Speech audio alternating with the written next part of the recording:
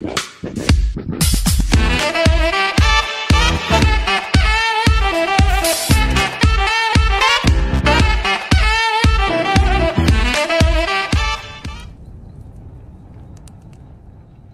many of you enjoyed the first one-man army video, here is another one, but this time focusing only on characters from underrated shows. Hopefully you will find a new anime.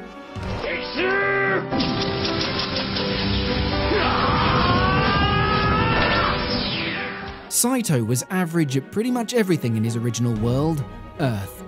After being summoned as a familiar, he becomes gradually stronger over time to protect his master. The results can be observed in his final battle. He took on an army of 70,000 soldiers all by himself for 2 days straight to stall for time.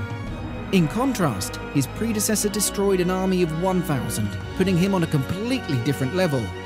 Things people do for love.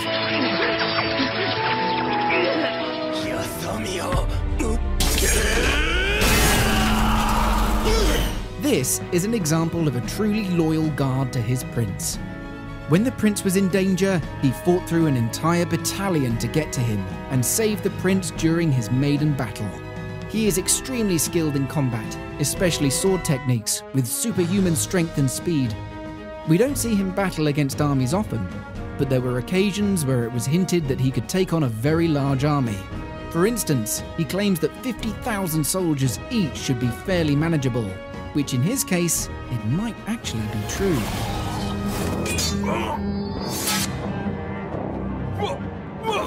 This prince killed his own father because he deemed him too weak and unworthy to be a ruler.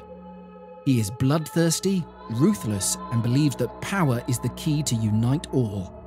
Once he ordered the conquest of 2 kingdoms, one of which he decides to take on by himself. True to his word, he took over the entire kingdom all by himself. His skill in combat is far above the others, as seen when he slaughters everyone in the room in a matter of minutes.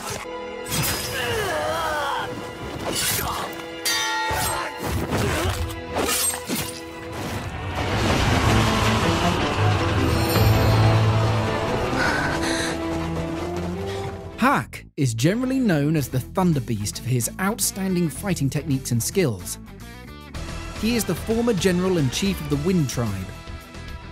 He was strong enough to defeat a general at the age of 13, become a general himself at the age of 15, and by the time he was 18, he was considered the strongest warrior to grace a battlefield, to the point that even the Dragon Warriors agree to this. When ambushed by an army, he took out chunks of them with just a single swing. No arrows or blades were able to even reach him, let alone do any harm.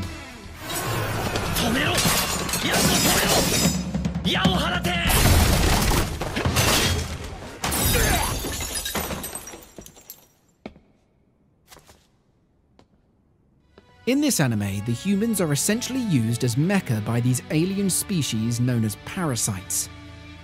This particular alien is the main antagonist and far stronger than the average. He decides to walk into a building full of Yakuzas just to test out his new body's capabilities.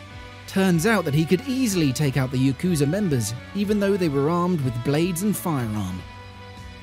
He casually walks out covered in blood, but with a smile of satisfaction with the new toy he has.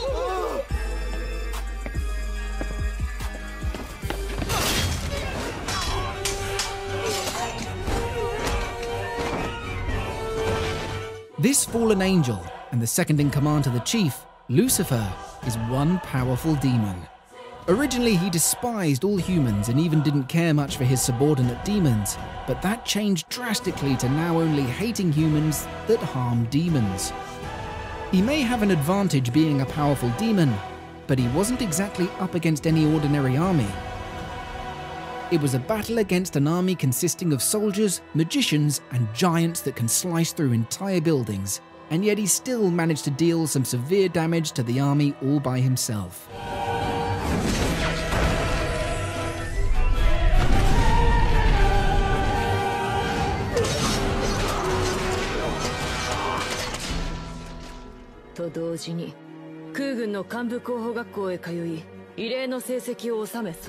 Joseph is at the pinnacle of the human species, born out of 600 years of selective breeding to give rise to the very best human in existence.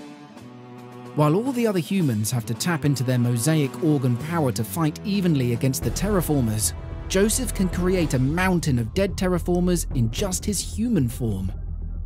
His abilities include reflexes fast enough to dodge gunfire point blank, genius level IQ of 186, control pain sensation, move his eyeballs independently to react better to danger, and run a marathon within an hour, making him the ultimate one-man army.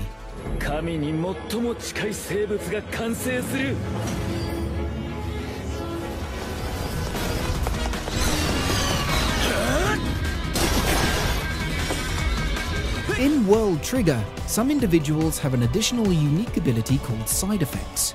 Jin is already a very powerful and intelligent individual, but his side effect is the ability to see the possible futures of the people around him. Coupling his ability with his already powerful fighting skills makes him one formidable opponent. Even the second best agent with the support of 4 squads was unable to take out Jin. It has been a long wait, but with Season 2 out now, we can finally see more of Jin in action.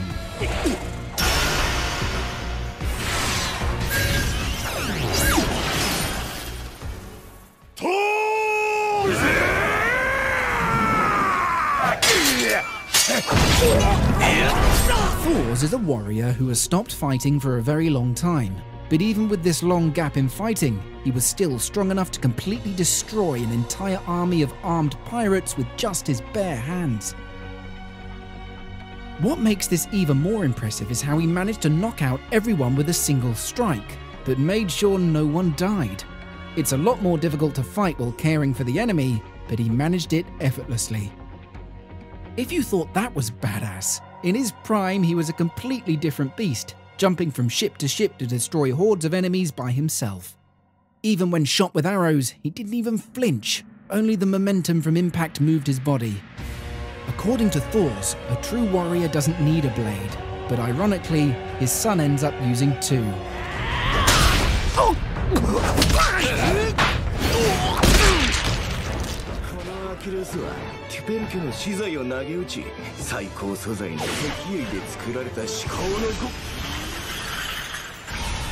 This particular fight was the most epic fight of the entire Break Blade anime, and this takes the spot for many reasons. This man isn't exactly the nicest guy around, a bit of a psycho in fact, but extremely skilled.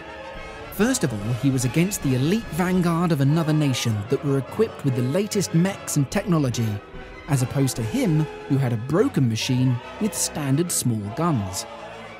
Unlike other one-man army characters that are super strong or has an OP ability, he is completely disadvantaged with no unique abilities. What we see here is pure skill and tactics used to intelligently sacrifice pieces of his mech to take down the enemy one by one, to finally kill the captain of the squad with just a handgun.